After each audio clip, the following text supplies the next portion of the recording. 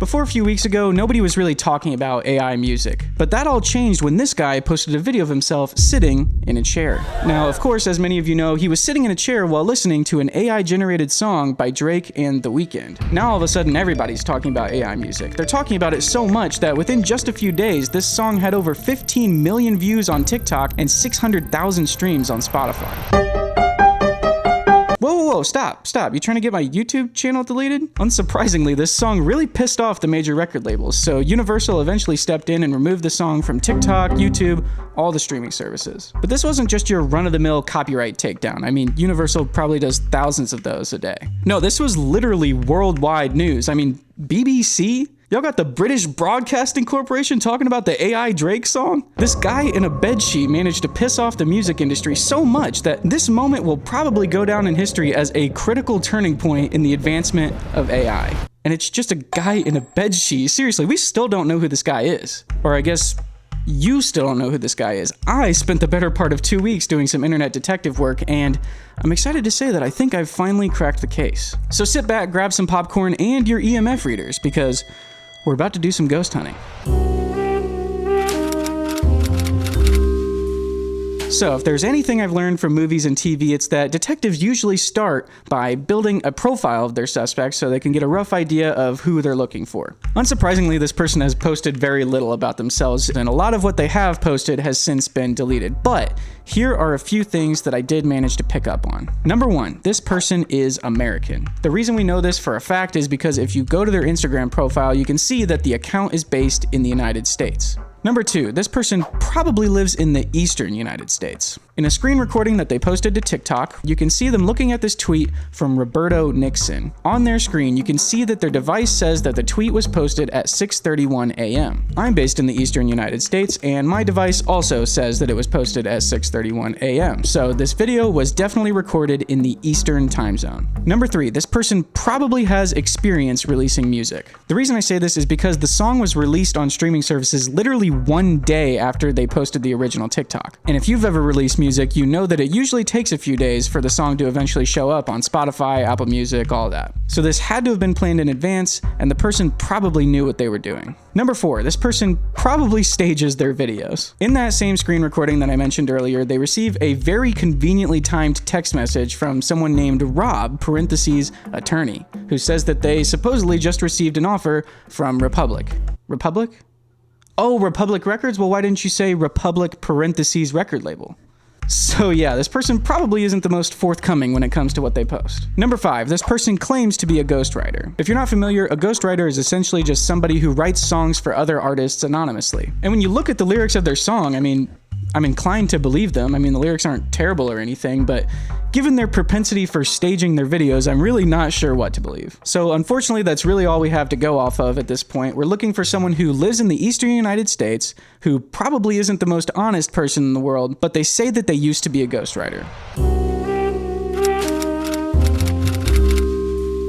Now, as soon as I started digging into this, I immediately stumbled upon this Twitter thread from Mitchell Cohen claiming that this whole thing was orchestrated by a tech startup called Lalo. And honestly, a lot of the evidence that he shows is pretty convincing. After all, Ghostwriter does use a Lalo link in his bio, and Lalo's CEO had recently tweeted about AI-generated voices, and he seems to really like Drake. On top of that, Lalo themselves actually retweeted this thread, and I also found this podcast host all but confirming that this theory was true. This was done by a SaaS startup, which is just incredible. Hysterical. Right? Is that confirmed for sure? It's not 100% confirmed. Like, Mitchell said he spoke to the guy, and they basically were giving the weak nudges, like, you know, they were got it. Yeah. But some things just weren't adding up. I mean, first of all, this really doesn't fit the profile for our suspect at all because Lalo is based in LA, not on the East Coast. And second of all, if Lalo is behind Ghostwriter, then why does Ghostwriter use a Lalo link on TikTok and Twitter, but not on Instagram? And there's also the fact that the CEO eventually came out and said that it wasn't them, so there's that. With that theory ruled out, I decided to just scour Ghostwriter's social media profiles to see if I could find any clues along the way. First, I wanted to check out the accounts that they follow because I figured there might be a small chance that they're actually following one of their other accounts from the Ghostwriter account. On TikTok, they're not following anybody, so that wasn't going to be any help. On Twitter, they're actually following one account, Universal.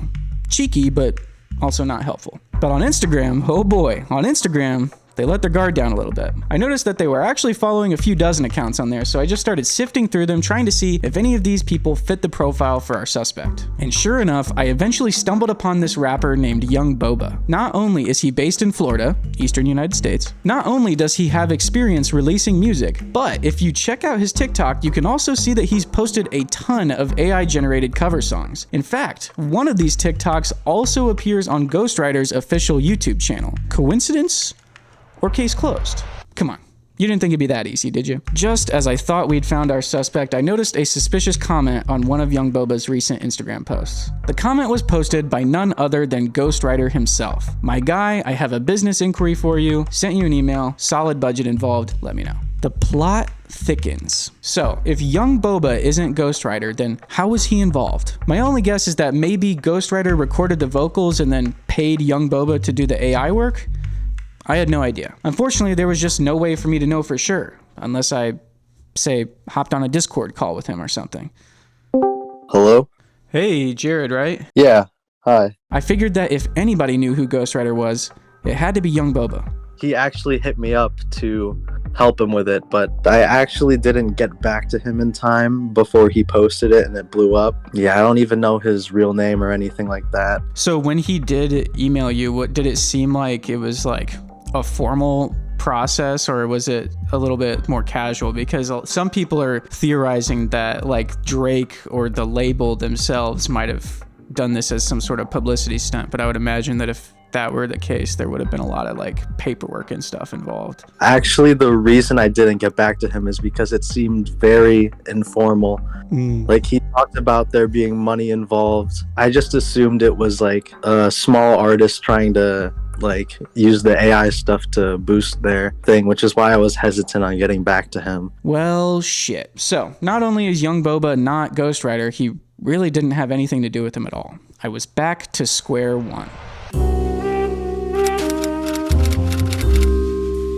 Okay, obviously we've established by now that Lalo is not Ghostwriter, but if we look at the Wayback Machine, we can see that the Lalo link wasn't always on Ghostwriter's TikTok profile. It was actually only added after a couple days, so that led me to believe that maybe this was some sort of paid deal. Maybe Lalo saw this guy gaining traction and decided to swoop in early and pay him to promote their service. If that's the case, then Lalo technically wouldn't be lying when they say that they're not Ghostwriter, but they would probably at least know who he is. So I decided to reach out to the CEO myself to set the record straight. Did Lalo have anything to do with Ghostwriter? And if they did, would the CEO even respond? What do they care? I'm just some dumb YouTuber. I'm not even a real detective, am I? Oh, that was fast. Yeah, he actually got back to me within a few hours, but it wasn't what I wanted to hear. Turns out Lalo really didn't have any involvement with Ghostwriter at all. And just like that, I was back to square one. Again. With no other leads, I decided to just go back to scouring all of the accounts that Ghostwriter followed on Instagram. This was clearly where he let his guard down the most, so I figured this was my only hope of finding any clues at this point. After all, he did leave that comment on Young Boba's profile, so maybe he left a comment on one of these other profiles too. So I checked all of them. Miraculously, I did actually find one other account that he had left a comment on, but it was so random I really had no idea what to make of it. It was a profile for this product called sleeve socks. Some sort of socks made for soccer players, I guess. And even though the account hadn't posted in months, there was still a comment from 2 weeks ago on their most recent post. It was a comment from Ghostwriter that just said, "DM me, my guy." Weird. So I slept on it, came back the next day, and there was a new comment on that same post. Oh, this is a scam. In hindsight, I guess it should have been obvious. I mean, the link in their bio was a default Shopify URL that led to a dead page. So, what does Ghostwriter want to talk to this scammer about? They even follow each other. Are they friends? Is Ghostwriter friends with a scammer from the UK? Very, very weird stuff. Then I remembered something that Young Boba told me. He told me that when Ghostwriter originally reached out to him that he was hesitant to respond because it almost seemed too casual. Was Ghostwriter trying to scam Young Boba? After all, he did just straight up steal one of his TikToks and try to pass it off as his own, so I wouldn't be shocked. So I asked Young Boba to show me the email, and he sent me a screenshot. To his point, it was very casual, but it really didn't seem like a scam. Little did I know, it wasn't even the body of the email that would lead me to my next suspect. Turns out, Ghostwriter didn't actually email young Boba as Ghostwriter. He emailed him under the alias Boy Amour. Now, obviously that's not a real name, but it's certainly more information than I had before, so I did some digging. I started by just searching for Boy Amour on social media. I didn't find anything too useful on Instagram, and it was kind of the same story for Twitter. Just a bunch of random accounts that didn't seem to be connected to Ghostwriter at all. But on TikTok, it was a different story. At first glance, @BoyAmour on TikTok just seems like another burner account. But they only follow 3 people, one of which is none other than Ghostwriter himself. And interestingly, one of the other accounts they follow, Georgia Evans, also follows them back. So that means if this account is Ghostwriter, which seems likely, Georgia Evans probably knows who it is. Otherwise, I'm really not sure why she would follow this random account back. Now, if only we had access to some sort of list of all the people that Georgia is friends with. That'd be super, super helpful. Come on, what kind of internet detective would I be if I didn't know how to do some good old-fashioned Facebook stalking? So I just started combing through her friends list, trying to find people who fit the profile for our suspect. Fortunately, this was actually pretty easy because she's British, a lot of her friends are British, and we're looking for an American. But eventually, I stumbled across this guy, Jake Lawson. At first glance, there's really not a lot to go off of here. I mean, yeah, he's from the eastern United States, and yeah, he's friends with Georgia, but so what? Other than that, we really didn't know anything for sure. But I couldn't get over just how familiar he looked. Then it clicked. Jake Lawson. Boy Amour follows 3 people on TikTok: Ghostwriter, Georgia Evans, and Jake, otherwise known as Jake Lawson. So, who is this Jake guy exactly, and does he fit the profile for Ghostwriter? Well, as we established, he is American, and he is from the eastern United States. Does he have experience releasing music? Yeah, I'd say so. Does he seem like the type of guy who would stage videos? Well, I'll let him speak for himself. I had my mom make a beat that I had already pre-made, and I record her. I'm like, okay, press these buttons and we'll make it look like you just made it in 2 minutes. And last but not least, does he claim that he used to be a ghostwriter?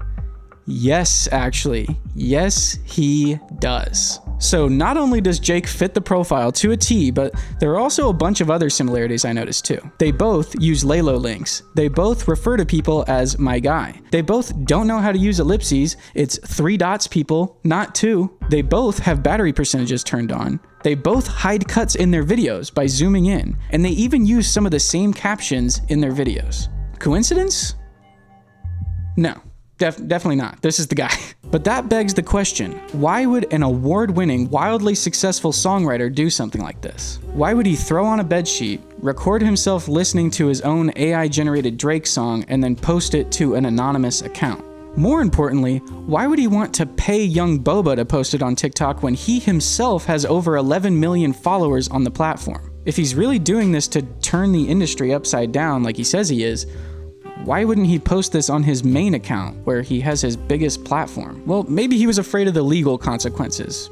But surely he has to know that nothing online is truly anonymous. I mean, if I can track him down, surely the legal team of a major record label can too. Or, maybe he was just afraid of what his audience would think. After all, AI music is pretty controversial, and TikTok comment sections aren't exactly known for being civil. My only other guess is that maybe he just wanted to see what would happen. I mean, this situation really was unprecedented. Sure, people had probably released music with AI-generated vocals before this, but nothing nearly this popular. Maybe he was considering using AI-generated vocals in his music as Jake, but he didn't know how it would go over.